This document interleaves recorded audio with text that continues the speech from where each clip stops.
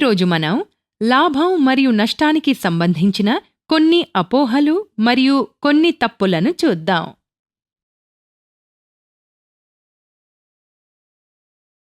అపోహ 1.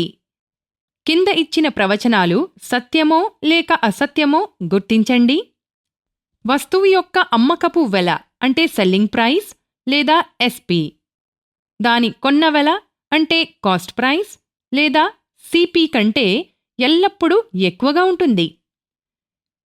కొంతమంది పిల్లలకి వస్తువు యొక్క అమ్మకపు వెల దాని కొన్న వెల కంటే ఎల్లప్పుడూ ఎక్కువగా ఉంటుందనే అపోహ ఉంటుంది. కానీ ఇది తప్పు భావన. కాబట్టి ఎంపిక 1 తప్పు సమాధానం. వస్తువు యొక్క అమ్మకపు వెల దాని కొన్న వెలకి సమానంగా లేదా తక్కువగా కూడా ఉండవచ్చు. ఎస్పి సిపి కంటే ఎక్కువైతే లాభం అంటే ప్రాఫిట్ వస్తుంది.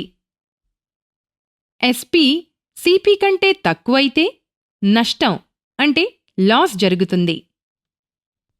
ఎస్పి సిపి అయితే లాభం రాదు, అలాగే నష్టం కూడా జరగదు.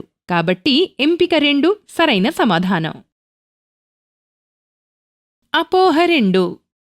సంగీత కొన్ని ఆట వస్తువులు 2000 రూపాయలకి కొనుగోలు చేసింది. తను ఈ వస్తువులను ఒక పాఠశాలకు 2500 రూపాయలకి విక్రయించింది. సంగీతకి ఈ లావాదేవీలో ఎంత శాతం లాభం వచ్చిందో కనుగొనండి. కొంతమంది పిల్లలు లాభం లేదా నష్ట శాతం వస్తువు యొక్క అమ్మకపు వెలతో కనుగొనబడుతుంది అని అనుకుంటారు. కాబట్టి వారు లాభం లేదా నష్ట శాతం కనుగొనే సమయంలో తప్పు సూత్రాన్ని ఉపయోగిస్తారు. వారు రాస్తారు లాభశాతం లాభం బై అమ్మకపు వెల ఇంటూ 100 లేదా నష్టశాతం నష్టం బై అమ్మకపు వెల ఇంటూ 100 అని. ఈ ఉదాహరణని పరిష్కరించేటప్పుడు పిల్లలు లాభం ఎస్పి మైనస్ సిపి 2500 మైనస్ 2000 500 రూపాయలని పొందుతారు. కానీ శాతం కనుగొనే సమయంలో వారు సూత్రాన్ని ఈ విధంగా రాస్తారు. ఈ సూత్రంలో సంఖ్యలను ఉంచి వారు దీన్ని ఈ విధంగా పరిష్కరిస్తారు. దీంతో వారికి లాభం 20% లభిస్తుంది. ఇదొక తప్పు సమాధానం. కాబట్టి ఎంపిక 1 తప్పు సమాధానం అవుతుంది. లాభం అయినా నష్టమైనా వస్తువు యొక్క కొన్న వెలతో లభిస్తుంది. కాబట్టి భూమి ఎల్లప్పుడూ కొన్న వెల అవుతుంది. కాబట్టి సరైన సూత్రం లాభశాతం లాభం బై కొన్న వెల ఇంటూ 100% 500 బై 2000 ఇంటూ 100 25% అవుతుంది. కాబట్టి ఎంపిక 2 సరైన సమాధానం. రండి ఇప్పుడు కొన్ని తప్పులను చూద్దాం. ప్రశ్న: ఒక దుకాణదారుడు 40 వస్తువులను 2800 రూపాయలకి కొనుగోలు చేశాడు. అతడు వాటిని 16% లాభానికి విక్రయిస్తాడు. వస్తువుల అమ్మకపు వెల ఎంతో కనుగొనండి. పిల్లలు ప్రశ్నలో ఇచ్చిన సమాచారాన్ని సరిగ్గా అర్థం చేసుకోలేరు మరియు దాన్ని ఎలా ఉపయోగించాలో కూడా అర్థం చేసుకోలేరు. ఈ కారణంగా వారు కొన్ని తప్పులను చేస్తారు. రండి వీటిని అర్థం చేసుకుందాం. తప్పు 1. కొంతమంది పిల్లలు ప్రశ్నని సరిగ్గా అర్థం చేసుకోరు.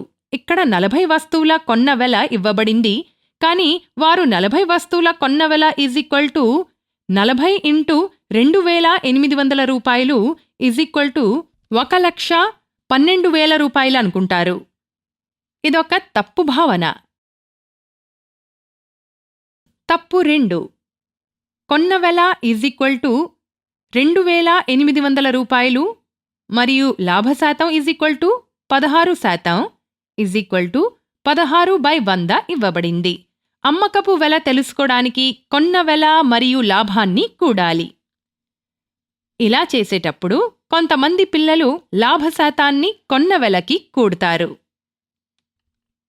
కాబట్టి వారికి అమ్మకపు వెల 2800 రూపాయలు ప్లస్ 16/100 2,80,16 లభిస్తుంది. ఇది తప్పు సమాధానం. గుర్తుంచుకోండి, అమ్మకపు వెల కొన్న వెలకి లాభం కూడితే లభిస్తుంది.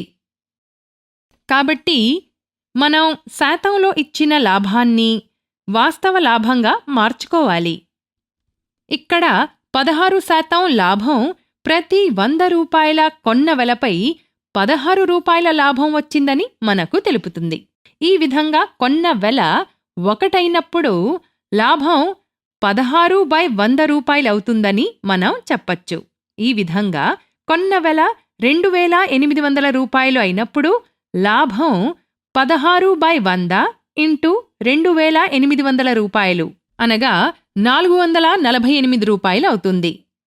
కాబట్టి అమ్మకపు వెల 2,800 రూపాయలు ప్లస్ 448 రూపాయలు = 3,248 రూపాయలు అవుతుంది. ఈరోజు మనం లాభం మరియు నష్టానికి సంబంధించిన కొన్ని అపోహలు మరియు కొన్ని తప్పులను చూశాం.